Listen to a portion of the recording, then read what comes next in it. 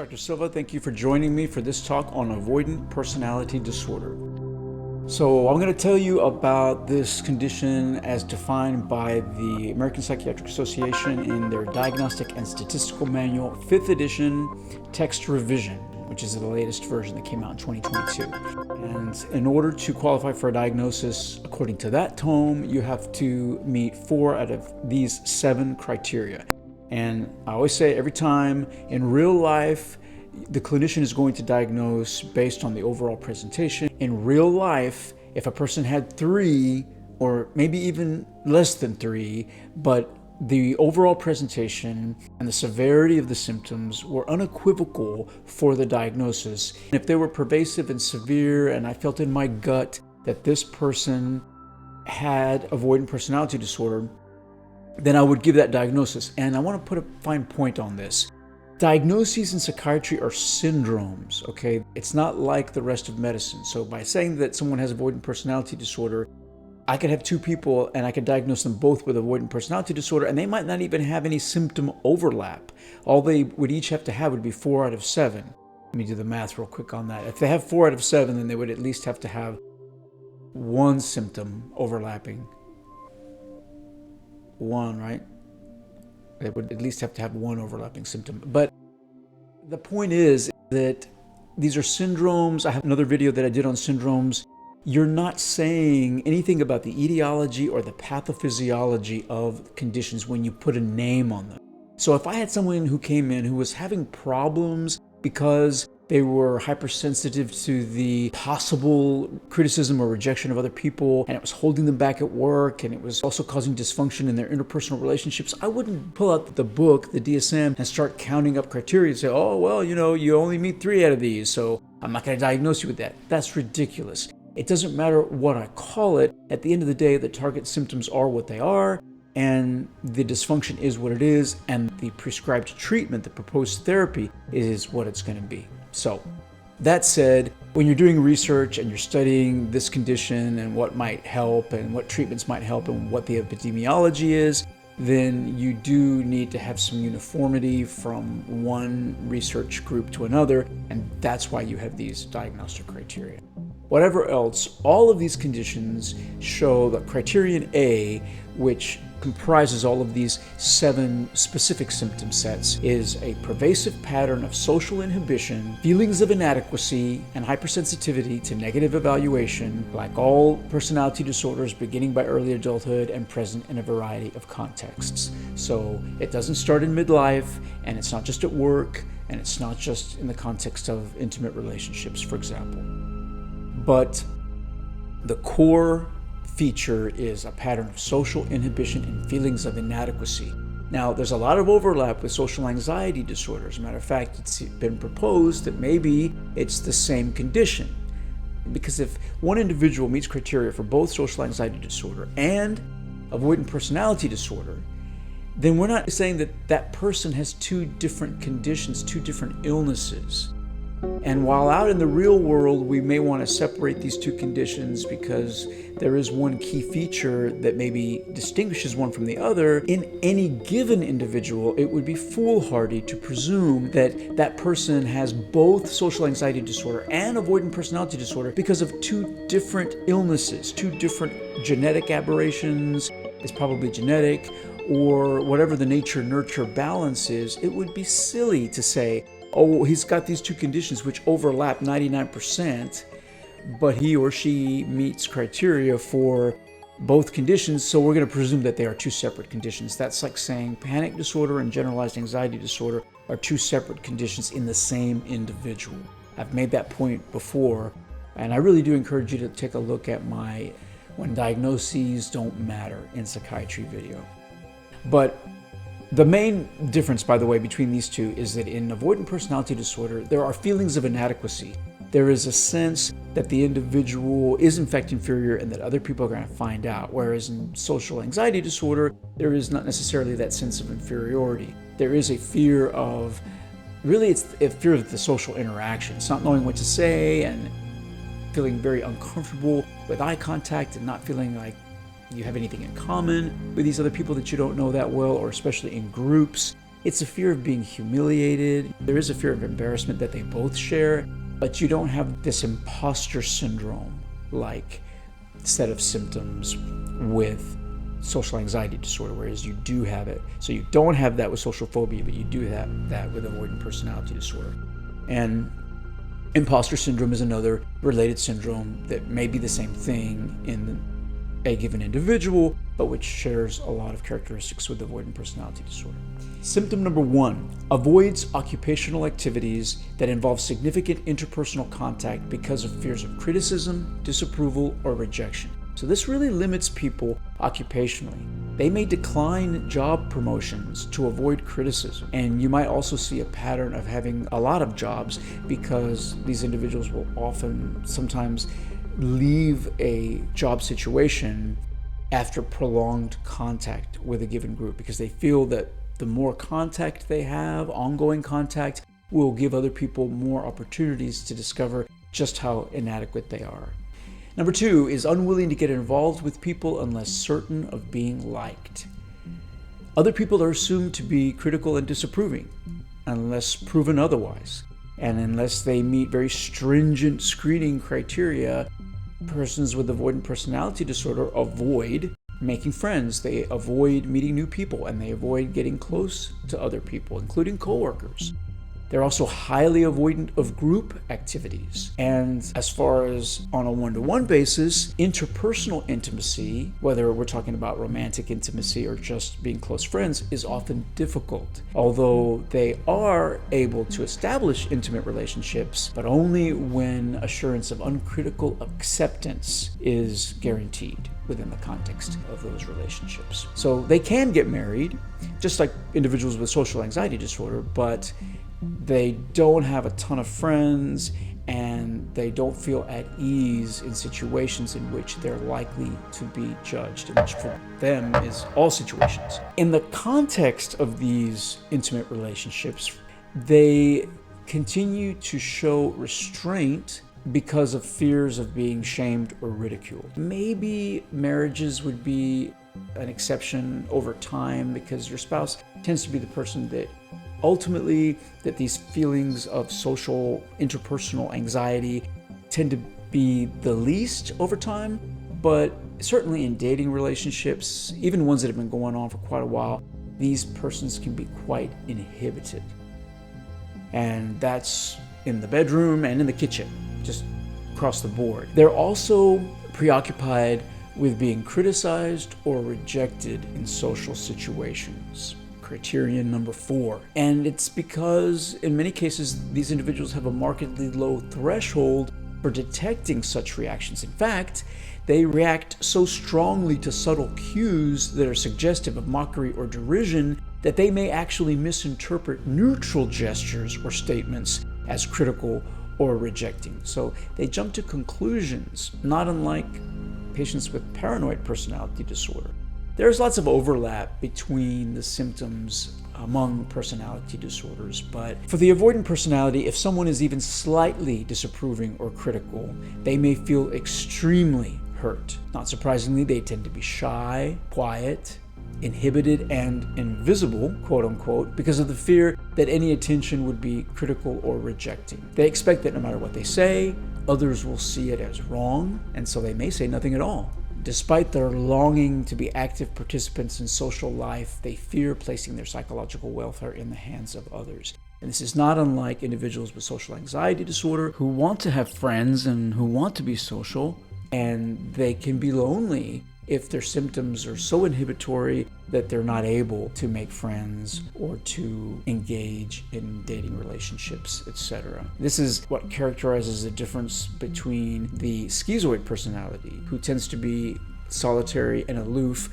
but who doesn't have the same natural craving for social interaction that individuals with interpersonal anxiety have, whether they have social anxiety disorder or avoidant personality disorder.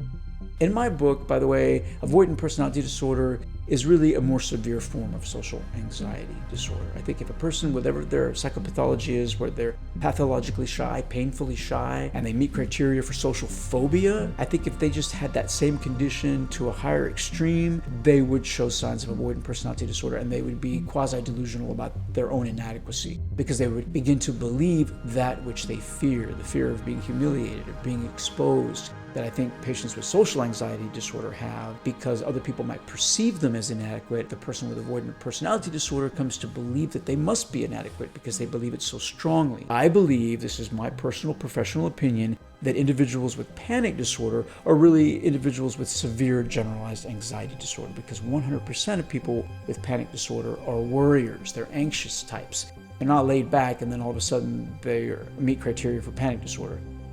Anyway, that's a separate topic that I make in my other video about diagnosis, so please check that video out.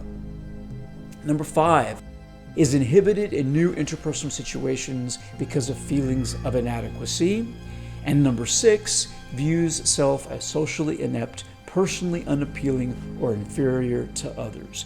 I'm going to lump those two criteria together because they're basically saying the same thing. And again, check out imposter syndrome. For some individuals, this symptom is most severe in settings involving interactions with strangers, but many others report difficulties with repeated interaction when sharing of personal information would normally occur. Thus, in the individual's perception, increasing the chances that their inferiority would be revealed and that they would be rejected. So this would occur over a period of weeks or months, and these individuals may develop a growing conviction over those lengths of time that others view them as inferior or lacking worth, resulting in intolerable distress or anxiety that might prompt resignation from a job, for example. And so there you see where you might see a history of repeated job changes for these individuals. 7 is unusually reluctant to take personal risks or to engage in any new activities because they may prove embarrassing. And so we often see a restricted lifestyle that results from this need for certainty and security.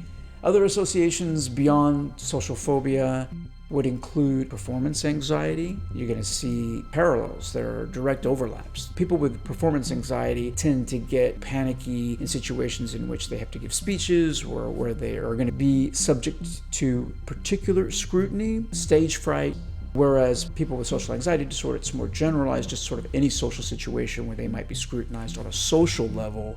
And then beyond that, avoidant personality disorder, just anywhere, anytime, for any reason, because they're so inferior and they're so unworthy. Other people see these individuals, they describe these individuals as being shy, timid, lonely, and isolated, which are also adjectives that might be applied to these other conditions that I've referenced. And as far as the dysfunction that is necessary to make a diagnosis, major problems occur in social and occupational arenas, in those spheres particularly. They usually have a very small social support network that can help them weather crises. They can be completely socially isolated if there aren't family of origin members that they can count on, brothers and sisters and parents and the like. And it can be a very sad situation if these people lose those individuals to death and then find themselves completely socially isolated. Who do you call in an emergency? Who do you call when you need a ride or you need somebody to help you out in a pinch? It can be very sad. Individuals with avoidant personality disorder have also been described by psychologists as having, quote unquote, insecure attachment styles, characterized by a desire for emotional attachment, but fears that others may not value them or may hurt them, which may lead these individuals to respond with passivity, anger, or fear in the context of those relationships. And so they become self-fulfilling prophecies, right? If you're responding in a negative way, you may provoke the negative reactions that you are in fact fearing so much. The attachment patterns have been referred to variously as quote-unquote preoccupied or quote-unquote fearful, depending on the model employed by researchers. You often see this avoidant behavior beginning as early as infancy or very early childhood, whereas the other personality disorders, you usually see them developing by adolescence, I think with the germs in childhood, but you definitely see them in adolescence or early adulthood at the latest. But these syndromes, these interpersonal anxiety syndromes, really begin from a very, very early age. You see shyness, you see isolation, perhaps a fear of strangers and new situations. However, it's important to point out that in most individuals, childhood shyness tends to gradually dissipate as they get older. It gets better.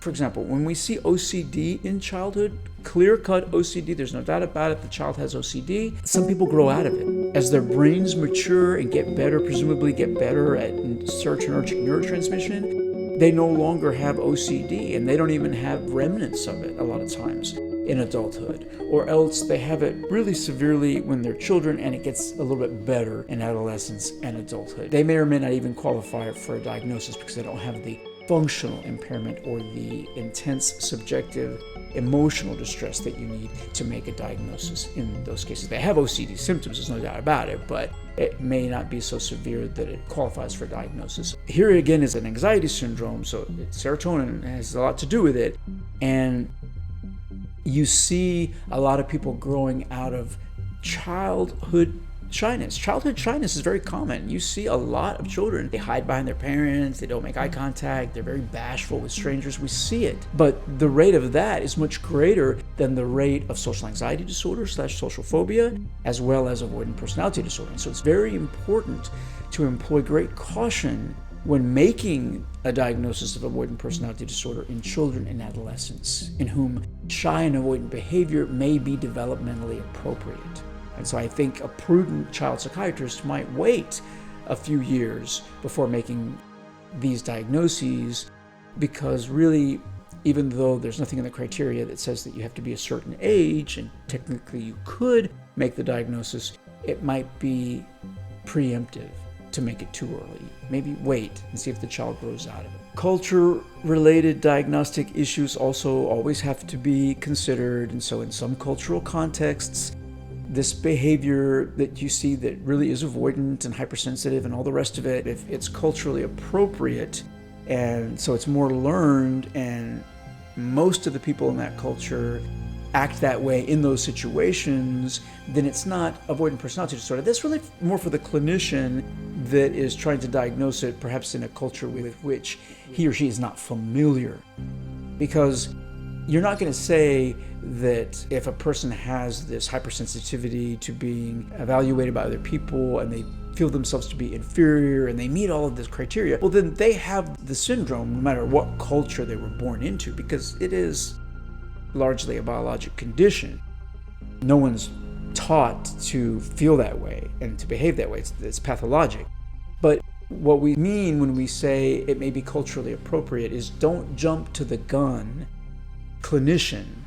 Don't jump to the gun and make a diagnosis if you're not that familiar with the culture or if you don't understand the setting. It's also been described as a normal reaction in immigrants who are having problems with assimilation and acculturation, and so you might see this hypersensitivity to being judged by the culture they're trying to assimilate into and not being able to speak the language, and so you might see an inferiority complex developing, but that doesn't mean that these people have this syndrome where they've had this pathological sensitivity to rejection and this inferiority belief that they really truly are inferior that they've had since childhood.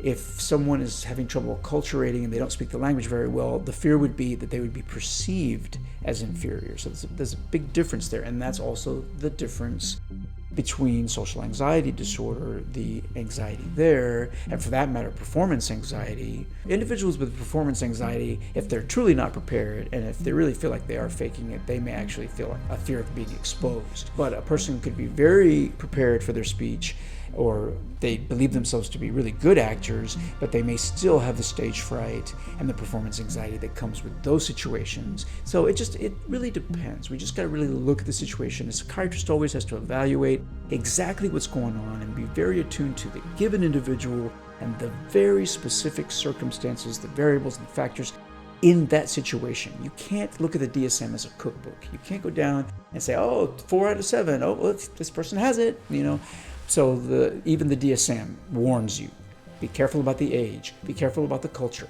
look at the context. Epidemiologically, this condition is slightly more common in women, and it is associated with other personality disorders, especially schizoid personality. You might see that as well. But again, that's because there's some overlap. And I would say if you have an individual that appears to meet criteria for both avoidant personality and schizoid personality, schizoid wins in my book. And it may be the more elegant explanation.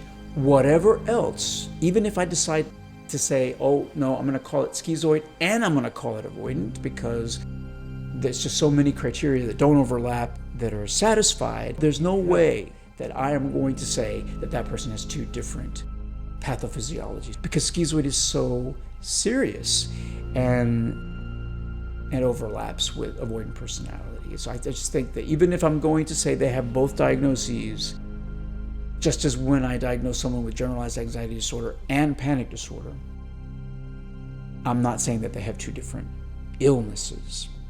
They may have two different syndromes, but both of those syndromes in my book have the same pathophysiology. Thanks for listening.